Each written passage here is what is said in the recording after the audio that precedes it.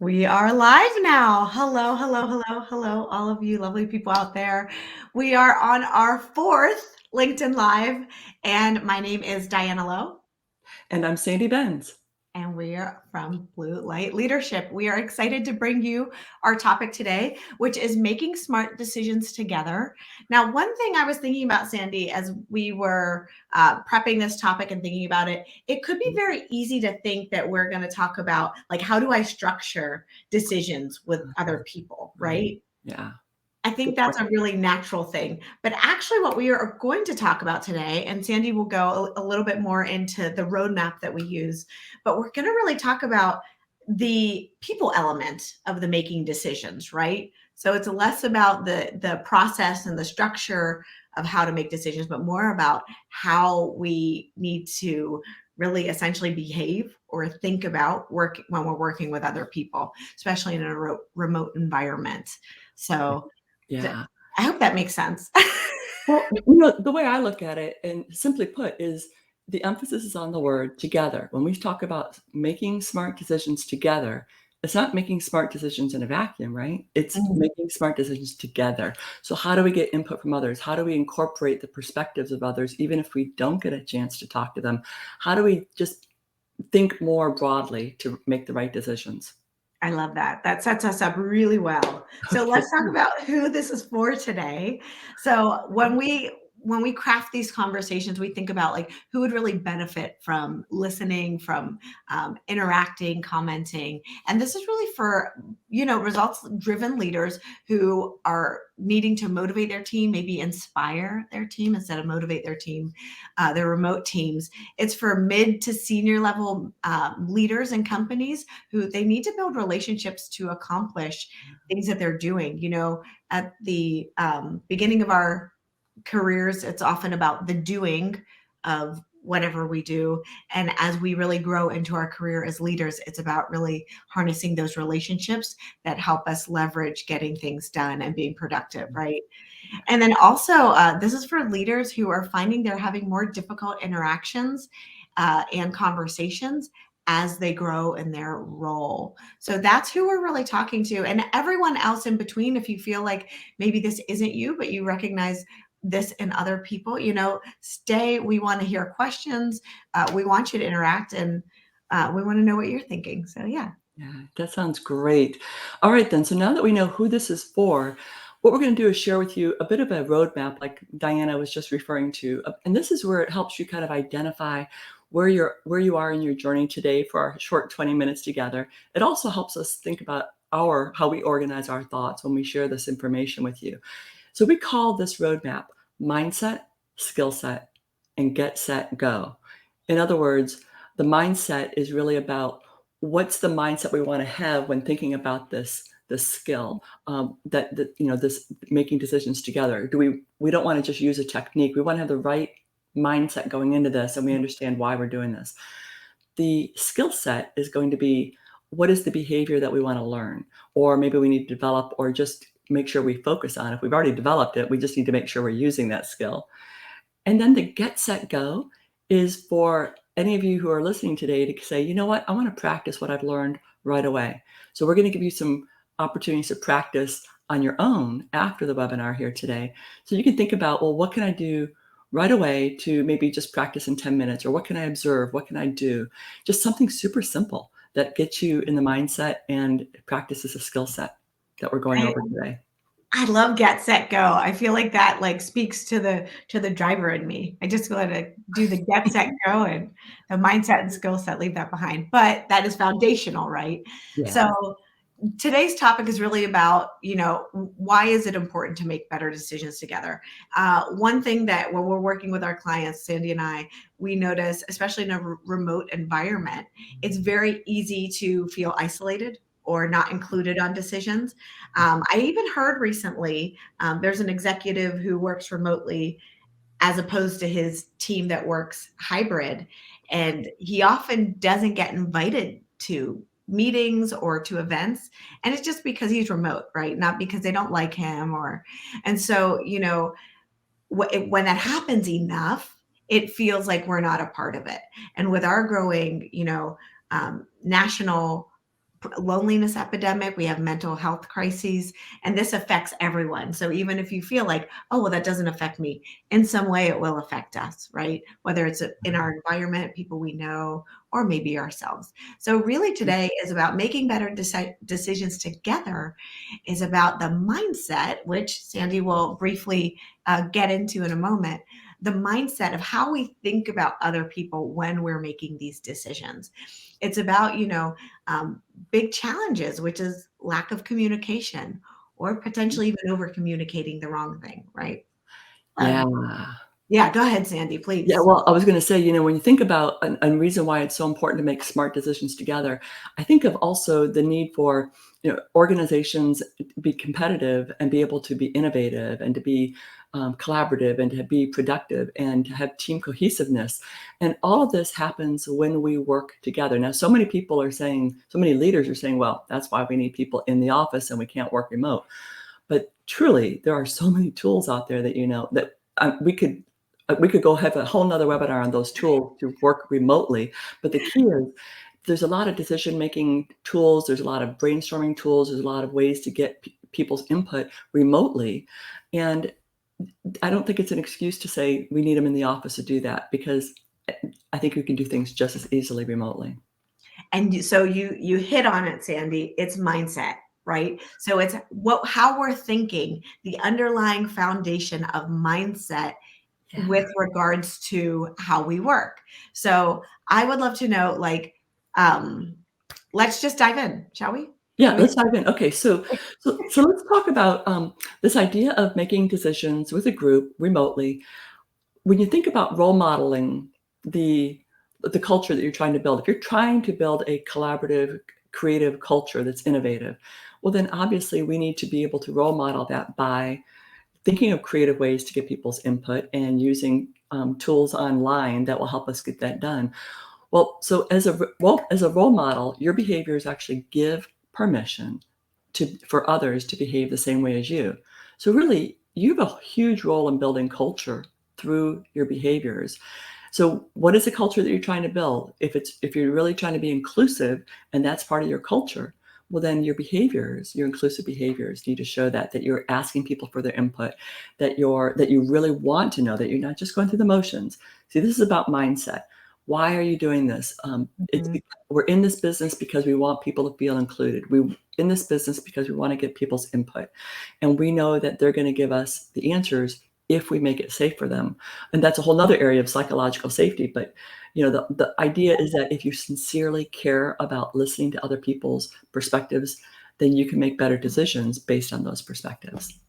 And I'd love to add something to this. I'd love to know your thoughts about this. So what if I'm sitting here, I have a business, maybe I am a leader or I'm the owner of this, and I don't really care about people. Like Yeah. that's not really where my mind is. I'm just really about they just need to get it done and stop their complaining so tell me about that mindset, because that's a mindset, right? Yeah. So, okay, so many leaders, rightfully so, are saying we need to focus on results. Absolutely, no doubt about that. But how do we get results through people? Mhm. And so being able to ask them questions in a way that says, it's okay, I want to know what could go wrong with this if we implement this decision. What do we need to be looking out for? What are the potential obstacles? What are the barriers that we're not looking at that could be a problem later on? If you invite people to be, quote, the naysayers, they're going to give you that information. And if you respond in a way that says, this is good, I'm glad you told us, now we can make better decisions, then people will be more likely to open up and talk about things that will help you get the results you're looking for. But if you don't include or if you don't invite people to speak up and be part of the decision making, then you are making decisions in a vacuum, and the results you get reflect that. Yeah, and the truth is it's a blind spot, right? If you don't care about the people in the process, you lose the people. They say, "You know what? I'm not cared for here. I'm not valued. Yeah. Nobody it doesn't matter what I say, so why should I be here?" Right? So this is about purpose. This is about bringing your people along. And I Mhm, think a lot of like results driven people, like mhm. leaders especially, they can really lose people in this element of making decisions. So Yeah, that's true. that's what I think. Yeah, and by the way, I'm so glad you mentioned the blind spot because in addition to being blind about the people and what their impact is, it's a blind spot about the results or the consequences or some obstacles or some landmines that we get involved in that we didn't know about. Those are blind spots if we aren't asking people to help us make good decisions. I've had so many executives say, I want people to open up so that I can make better decisions. You know? And then saying that I want people to, we can't invite them and then just ignore what they're saying, right? We can't Yes, just be like, oh, tell me everything, but not do anything with that information. right. So Yeah, or worse yet. Yeah. that's just it. Yeah, I love this. And That's so, and that's a part of, a little bit later we'll talk about like that calibrating um, the behaviors around. And if we invite the information, but then don't do anything with it, that tells them that tells, the people around you that it doesn't matter. And that may be unintentional, right? yeah, That may be exactly. unintentional. So let's talk a little bit about, so we talked about the mindset. Why, and for me, the mindset is why is it important? Even if I'm focused on getting the result, why is Mhm. it important to include the people in Yeah, that result? And right. so that's a big shift in um, how a person approaches, their decisions. So Mhm. let's talk about the skill set, Sandy. The skill set, we know that there are 7 behaviors that we can measure that we can calibrate against a person and their environment to see if they're in alignment, to see if people feel around them like they're a part of these decisions. But I'd love for you to tell me about 2 behaviors, I'm sorry, in particular that relate to making better decisions. Okay, that's a great question, Diana. So, 2 skills or behaviors that we can really focus on for today is involving others in decisions that impact their work. So, for example, if you're getting ready to change processes as a leader, then getting their input on what is the before process, what is the after, what could be the impacts that we need to know about, that kind of thing. If people are being impacted by a change in say leadership, and sometimes people people involved in hiring for the new leadership, or at least maybe asking, well, what kind of skill sets or behaviors or um, characteristics should we look for in the interview process? That's another way to get in people's input. But here's the thing: if you don't do this, this is what it will look like. You'll see missed deadlines. You'll see people are not aligned to goals. You'll see resistance, especially in change. So think of any time that you're going through any form of change. If people are kind of looking, having their heads down, they're not giving input in terms of what's working, what's not. They're kind of hesitating, or they're doing the same thing they've always done, and they're afraid to actually go with the new process. Chances are you haven't involved them in the decisions that involve your work. So that's important to do. So that's one of the behaviors that we talked about. I love that involving. So I just want to like say that again because that's so good. So involves a person in the decision that affects their work. Yeah, I think that's so crucial. Thank you. especially when it comes to change. That's huge. Yeah, please. And what's the second behavior or the Yeah. second skill set that we really need to consider? Yeah, so we haven't talked much about this yet today, and this is taking the bigger picture into account when decision making. So, what that could look like is many different things. Sometimes we'll look at the short term decisions, but we don't always think about the long term impact. And one example of that, a lot of people might relate to this, is Domino's. Domino's Pizza used to have that "we'll deliver in 30 minutes" mantra, that promise. Remember that? Yes, I do. I do. And everybody would call Domino's because they wanted a pizza in 30 minutes or less. And it worked. Everyone was calling Domino's and expecting pizza in 30 minutes or less. But On your football phone, right? That was a thing, like the football phone and I don't know. yes, exactly. We can do this. We can do this. Yeah. And so what happened instead, well, not instead, every once in a while, some of those Domino's drivers were driving too fast, speeding, getting into an accident, getting pulled over, and then the 30 minutes promise was betrayed. So they realized that the safety of their employees was at risk. They weren't thinking about the long-term impact. They were only thinking about the short-term marketing impact, which is interesting. So that's one example. Another example of taking the bigger picture into account when decision making is individual impact versus team impact versus organizational impact. I remember a leader that I worked with was making decisions based on, like, if one individual complained to him about something, he'd make a decision based on that complaint, which would impact the rest of the team. Oh, But the team, no. yeah, exactly. No. And he was trying to please that person. His intentions were good. But then, of course, another person said, "Wait a minute, do you realize how this is impacting my work?" So he goes, "Oh, I didn't realize that." So he'd make a decision to make a change again based on that second person's input. But he wasn't getting the whole perspective of the whole team. So individual impact versus team impact. And the higher up you go in an organization, you should be thinking about the organizational impact as well. Like, what does this do for our culture? What does this do for setting precedents? Things like that. That's a different domino effect. Like, that's just like pulling, I don't know, like pulling a thread from a sweater, like, oh, it's out here. And oh, that Yeah. must have been frustrating for the team too, It you know, was so like, frustrating because, well, although they knew the manager was trying to accommodate them, he was not looking like he was very decisive. And again, this is about making good decisions. He was not, they said, if he would just ask us all for our input, whether it's in a meeting or in one-on-ones or something, depending on how, what the decision is, he could make a decision based on everyone's input. And whatever decision he comes up with, we'll at least honor because we know that he's taken everyone's views into account. They and respect it. And as as I think about it from like a coaching perspective, I always think of, like, is there an element of people pleasing there? And how do we highlight that in decision making, right? So we will not, as leaders, always be able to please people, but we can actually make great decisions by getting that input from every person who's involved, sometimes stakeholders, sometimes shareholders, Yeah, and then, um, saying why we made the decision. It's not right. gonna be favorable to everyone, so Exactly. And that's just the in-organization perspective, Diana. Now think about the outside of the organization. Like, for example, I like to I like to consider this as kind of systemic thinking. What is it from all stakeholders that we're dealing with? So, for example, you got sometimes the board who's looking at this decision making. Sometimes you've got the vendors or the clients, or you've got customers. People outside the organization could be impacted as well. So the decisions we make have far-reaching consequences. So we really got to be thinking of a more holistic perspective and think about different stakeholders' impacts.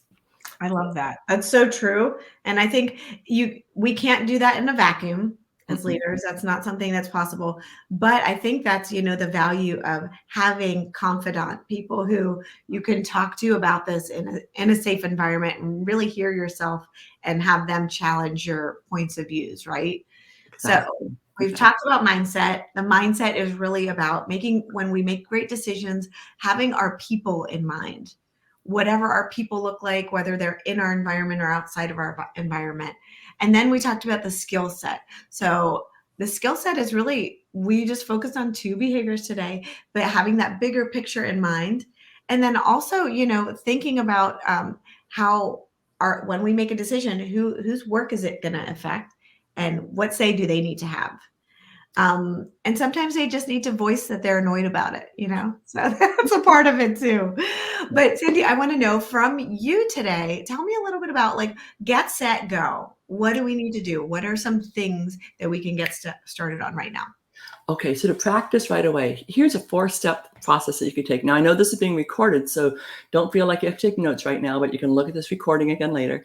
But this first step is to identify all the technical facts and data associated with the decision to be made.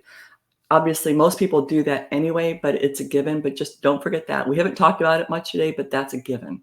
Okay, the second step is to identify others who are impacted by the decision or issue and consult them about their feelings and perspectives about the decision or issue.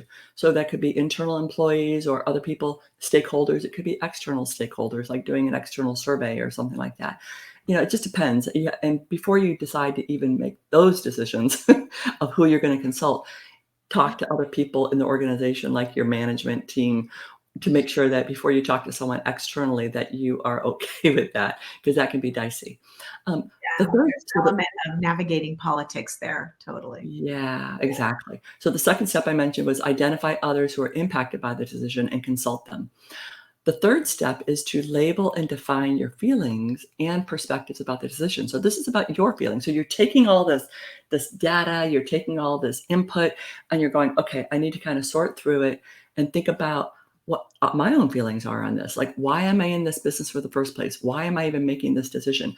And then do something that feels good to you as well, taking all those other factors in consideration. And then based on that, all those things that you thought of, now you can brainstorm, maybe with other people, solutions that will take various pieces of that information, the data, others' perspectives, your own perspectives into account, and then reflect and decide on the best approach. So as you can see, we're talking about not rushing into decisions. If you can, if you have the time, especially if it's important, take the time to think of all these things, but just practice, use it, taking those 3 steps. Practice thinking about the technical facts and data. Practice thinking about what others' perspectives are and how you get that input. Practice how you label and define your own feelings, and then practice a brainstorming approach of all those different perspectives. And I love that I love the step 2 where you talk about, like, labeling your own feelings, because a Mm. lot of people, especially if you're a technical and you're very task focused, like getting things done, you might be like, "Well, that's touchy-feely. I'm not gonna do that. I don't wanna do that." But Mhm. here's the thing, our emotions hold a lot of information. And our emotions don't talk to us in words. They talk to Mm. sensations, colors, feelings, experiences internally. And so, if oftentimes, if we ignore that part of it, we could be ignoring a big piece of some decision that, is maybe our gut is telling us it's not the right thing to do, Mhm. right? So, there's Yeah. a lot of information and emotions. So, I want to just invite you to go there. Go there, do it. I Yeah. love that. Thank Cool. you, Sandy. Yeah. So, we did it. We did it. Mindset, we did, skill set and get, set, go. So now you can rewatch this, or if you took some notes, you can, think about the 4 steps that we talked about, that you can start making better decisions with those around you. Mhm. Hopefully today you walked away or you sat away or maybe drove away. I don't know. Depends on where you are listening to this. You have one little nugget that maybe ignites something of, maybe you have to make a decision today and you're like, "Oh, I never thought about asking this person who's going to be a part of it." So we hope we inspired you in your leadership and how you work with other people. Our next LinkedIn Live will be Wednesday at 8 a.m. It won't be next Wednesday, but it will be the May 10th, so the Wednesday after. And our topic will be transform your challenges into opportunities. And we know everyone has challenges. So this is going to be a Mm. really good one, right, Sandy? Yeah, I can't wait for this one. This is taking something definitely making lemonade out of lemons for sure. Oh, I love that. It's true. Maybe we can make like lemons out, like mimosas out of lemons. I don't know. Ooh, yeah. Like I like really that. great opportunities here. We're going to talk about how you can do that next time. And also, if you're interested, we have a group coaching program that's coming up. If you're interested in learning more about that and what that might be, reach out to myself or Sandy. You can do it through here on LinkedIn, or you can do it if you have our emails, or you can always email us at hello@bluelightleadership.com. Mhm. And thank you so much for joining us. We love to hear your feedback. We want to hear if you have any questions, if there's something you wish we would cover, something we should talk about. And we will see you in 2 weeks next time on our LinkedIn Live. Thank you so much. Thank you. It was good talking with you. See ya. We'll see you later. Bye.